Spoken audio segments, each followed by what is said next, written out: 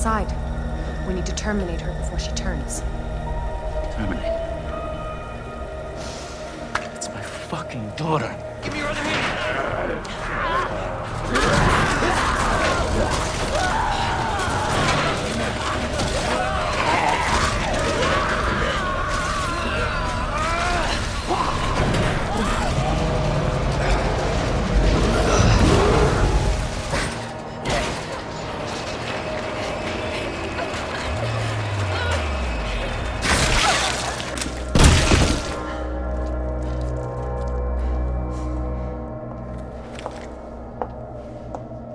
Lower it. FBI.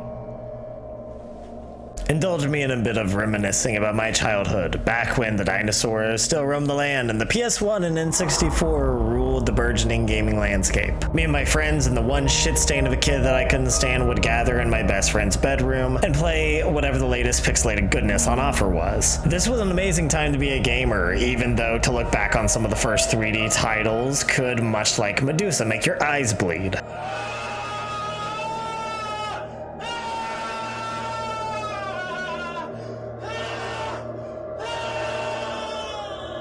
Or make your eyes turn to stone. However the freaky snake lady was supposed to work. Do I look like a mythology major? No, I don't, because I have a job instead of crippling student debt. There were a few games during this period that stand out distinctly in my fuzzy ginger kid memories, not necessarily because they were the best games of the era, although some of them were, but because there were only certain specific titles available to us at the time, and these were the ones that cemented in my barely developed brain. Final Fantasy VII, GoldenEye, Zelda Ocarina of Time, Tenchu, and side note, my god, we really need a new Tenchu, and Resident Evil 2. What about Resident Evil 1? I never played one as a kid, and having played it later in life, I'm glad I didn't back then, because frankly, Resident Evil 1 can get yeeted right out the window, and you'll never convince me it was good. The original sucked. The remake sucked. Everyone who liked it sucked, and no, I'm not going to go into detail about why. This video is already going to be long enough, and I've already gotten sidelined into about 4 tangents, and we aren't even through with the intro yet. Can I please finish? Resident Evil 2, however, scared the shit out of me. Like here. Right around this area. All this. I was 12 when this came out. Even worse, I was a sheltered 12. I never watched any horror movies, and I mean really Resident Evil 2 was the first horror game ever because once again Resident Evil 1 sucked, fight me. So all of this fucked me up. I was not prepared. In the following 20 years of my life since this game came out, I have witnessed some horrible things in all manner of media, including real life, that is about 1 billion times scarier than this pathetically low-rendered, jagged polygon bullshit, and not one of them has even scratched the surface of how close I was to turning my pants into downtown Brownsville while playing this mess of a game.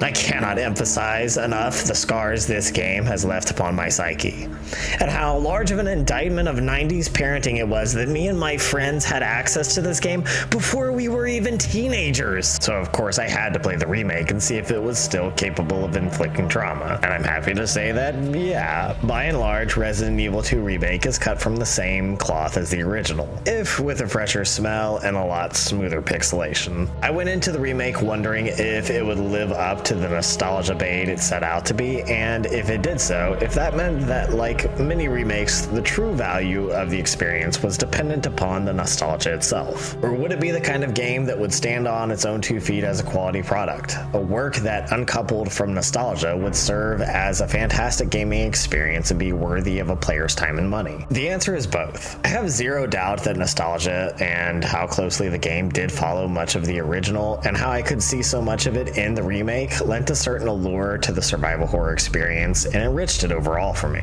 But my girlfriend Jess watched my playthrough, as she often does, and having never played or even seen the original Resident Evil 2, she had an absolute blast and loved the game, maybe even more than I did. So that's good enough for me to say that if you've never played the original for comparison, the game does hold up as a great experience in and of itself. However, as I reflected further and further on the game, I began to have a few stumbles. I loved the remake. I can say that. Just as I've loved most Resident Evil games that I've I've played. But the more I considered it, and consider it thoroughly I did, I just couldn't find many concrete answers as to why. Why did I enjoy Resident Evil 2, or Resident Evil 4, or 7, or Village? What was it about these games, this franchise, that I found so great? As I asked myself this, I began to draw more and more of a blank, and that honestly puzzled me. See, for me, I can almost always identify standout aspects of the game that I really enjoy, that just make it special, that sets it apart from the crowd. Something I can say to recommend it to others, or to have a discussion about, or make a video on it that I'll put a lot of time into and nobody will watch, and I'll contend with the crushing hopelessness of knowing that I'm going to do it all over again. And it just amounts to shouting into the void, and nobody is there. God is dead, and the world is an existential nightmare, and ultimately, this is what I've decided about the Resident Evil franchise on a whole. Nothing about Resident Evil stands out. I mean, there are some high points and things that it does incredibly well, don't get me wrong. The graphics of all the most Resident Evil games are beyond impressive. Village in particular, on PC or next-gen consoles, looks jaw-dropping and is one of the most visually impressive and high-fidelity games of the past few years. But if I'm honest, nothing about the visuals stand out, and... Well, Ethan Winters. You escaped my little brother's idiot games, did you? Let's see how special you are. No, we are not going there. She melted the internet for almost a year. You simple-minded, mommy-dom fetishing simps put this beast of a woman on a pedestal for a year. And she was in the game for like, what, an hour?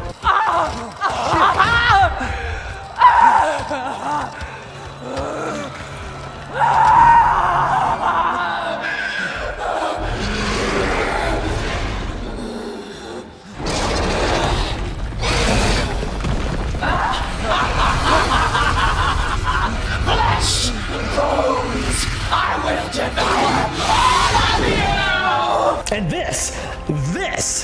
this is her true form, boys. Drink it in. This is your giant mommy milkers you relentlessly fap to, and this is her. Eat it up.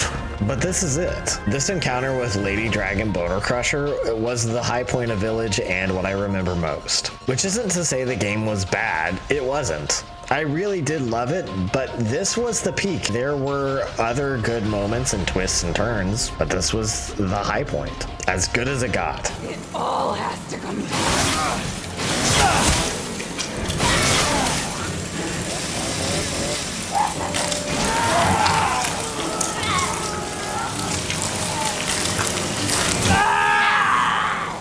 Resident Evil 7 was an amazing game as well. Both a shake-up and return to form for the franchise, and had a lot of tremendously creepy, disgusting, horrifying moments.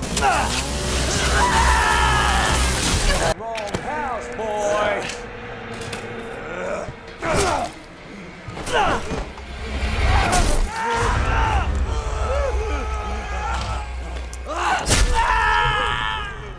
Poor thing.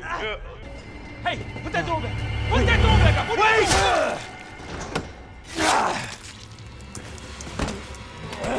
The Baker clan were delightfully dysfunctional and deeply disturbing redneck monsters who refused again and again to die, and tapped perfectly into that hillbilly horror genre a la Rob Zombie's Devil's Rejects or Wes Craven's The Hills Have Eyes. But the Bakers were the Lady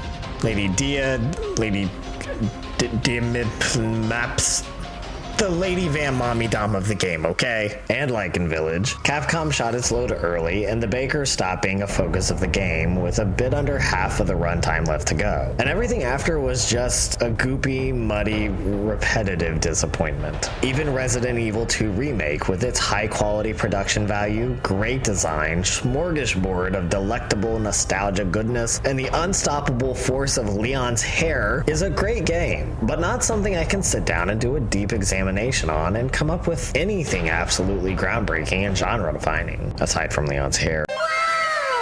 And I say that while also acknowledging that Tyrant was a thing. Jesus Christ!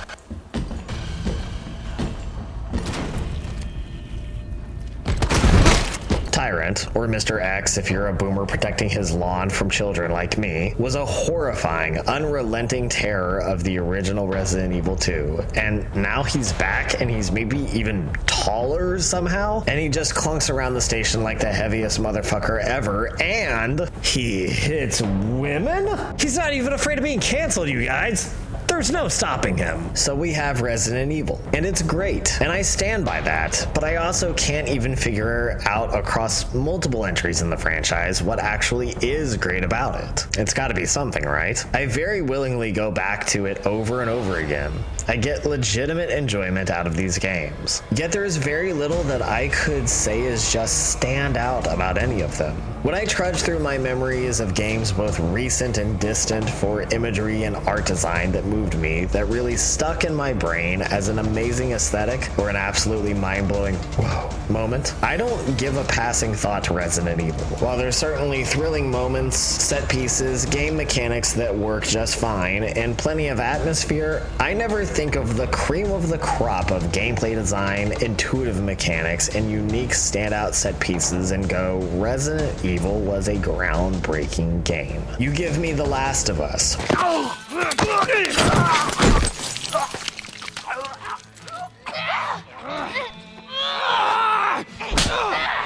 show you.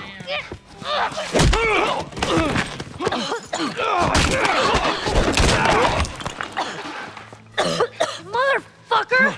Or God of War.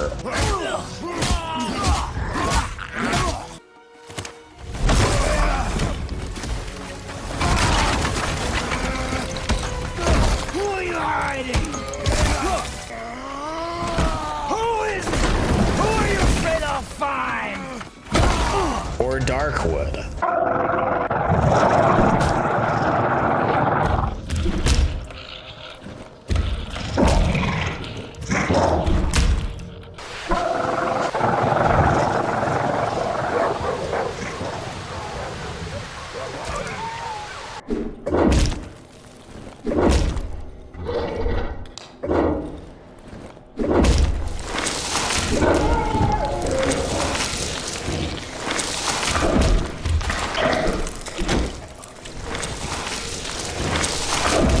Literally any FromSoft game.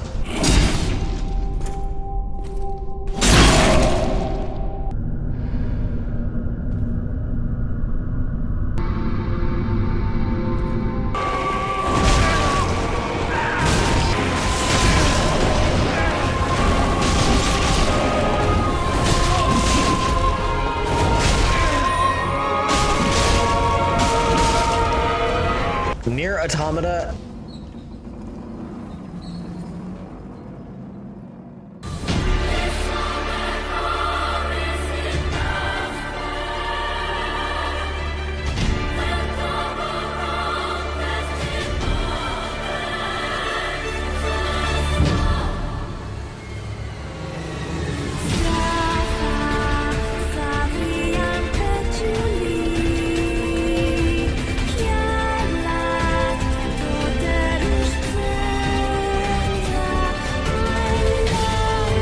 And so many others, and I can and will kill 30 minutes to an hour of your life with an in-depth, all-encompassing thesis on what makes each of these titles not only unique, but a shining beacon of excellence in gaming, and I will force it straight from my mouth hole into your ear tubes, and you will be powerless to stop me. But you give me Resident Evil, and I've got nearly nothing. Or at the very least, the things I come up with just feel lacking, and not nearly as substantial. And yet, I sometimes I even love Resident Evil. So why? I muddled over this question for more time than I'll admit. Suffice to say that it was way too long and I could have been building a shed or something productive and meaningful instead. But muddle the whole thing out I did until I finally had an epiphany. Resident Evil is video game junk food. Hear me out. I don't think anyone with passing familiarity with Resident Evil could say that it is anything less than deliberately intensely campy. Pierce! No, don't do this! Open the door! God damn it! Listen to me! We can still both get out of here! There's still time! What are you doing? No!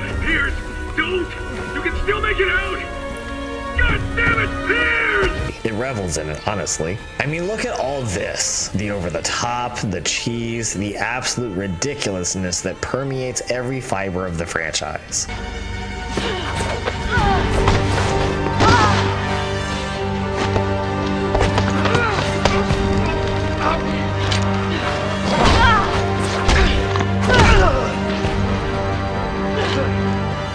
Now, let's finish this once and for all.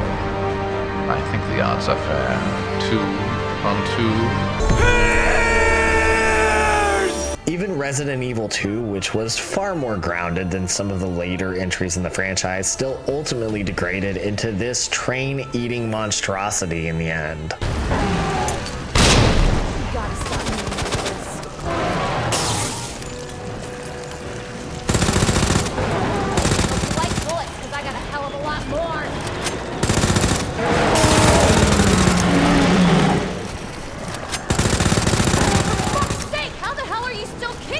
Cheese is baked into the core of the series. It knows what it is and it loves it. There's a point in every game that not only jumps the shark in terms of any commitment to realism or adherence to reality, it outright pole vaults over the shark and straight into orbit. And it doesn't stop at the games. The movies. My god, the movies. Okay, so here's where I would put footage from the Resident Evil movies to illustrate my point about how absolute batshit the franchise gets. But copyright is a thing, and it seems like it's way worse for movies than it is for games, so I'm not taking that chance. So instead, imagine I'm Milla Jovavich, right? Are you doing that? Are you imagining it? Me, Milla Jovavich. I'm 92-pound Milla Jovavich, and I am beating the dog shit out of everything that comes after me, including actual dogs, but not just normal dogs. No, dead dogs, undead dogs, really, really big, mean, undead dogs. And I'm doing this with my bare lady hands, because guns, who needs those? I'm Milla fucking Jovavich. And while we're on the subject, being that I'm Milla Jovavich, I want you to know that I know you fapped me. Stop it. Get help. You're spitting out dust bubbles at this point, kid. Give it a rest already. All this campy, crazy idiocy in the writing, the set pieces, the horror that is so cheesy that it isn't even scary anymore. It's just hilariously bad, but also highly intentional. It's not art. It's not groundbreaking. It's not the best of the genre. Resident Evil will never be a Zelda Ocarina of Time, an enduring classic that people will know every single moment of. It's no Nier Automata that will be remembered for its emotional and philosophical examination of the nature of existence, sentience, what it means to be human, what it means to be alive, and the multitude of twists and overturning of tropes and gaming mainstays in order to present something truly unique, thoughtful, and evocative. No, because those games, they're Wagyu beef, prepared with loving care and skill by the hands of a master chef who has spent a lifetime perfecting his culinary craft. And Resident Evil? Resident Evil is junk food. It's quick, fun, simple, satisfying junk food. And like all great junk food, just because it doesn't make you sit and contemplate the awe and wonder invoked upon your palate that fine dining and peak cuisine gives, doesn't mean that I'm not going to enjoy shoving it in my face. The glee and guilty pleasure, the joy of simple enjoyment, the kind that comes from something that is satisfying for satisfaction's sake and doesn't concern itself with being a sublime experience, as long as it can touch all the right greedy little piggy parts and fat kid buttons in me. Not really sure if we're talking about Resident Evil or junk food anymore, and frankly it doesn't matter, because it's true either way. I love Resident Evil. It'll never move me or make me think or fascinate me on a deep and lasting level the way some phenomenal, artistic, masterful titles will. It's video game junk food, and that's perfectly okay, because just like junk food will never have that soul-touched, transcendent quality that a master-crafted meal will present to you. Sometimes you just want the mindless indulgence and comfort of some damn good junk food. Thanks for checking out my video, guys. If you enjoyed my content, unhinged as it sometimes is, and would like a chance to see more potential food-based gaming comparisons in the future, consider subscribing to my channel. Leave a like if you found this video interesting, and tell me how offended you are that I would dare classify Resident Evil as anything less than a 5-star dining experience. Thanks to my Patreon somewhere over here-ish, approximately. If you want to go the extra mile to support my content and future videos, consider signing up to be a Patreon. The support is massive for a small creator like myself. And you too can have your name immortalized in a video by a semi-belligerent ginger man who enjoys words too much. Until next time, stay salty, nerds.